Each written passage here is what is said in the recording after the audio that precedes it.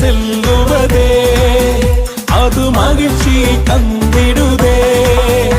என் சபையுடனே உம்மை துதித்திடவே கிருபையும் கிடைத்திட்டதே.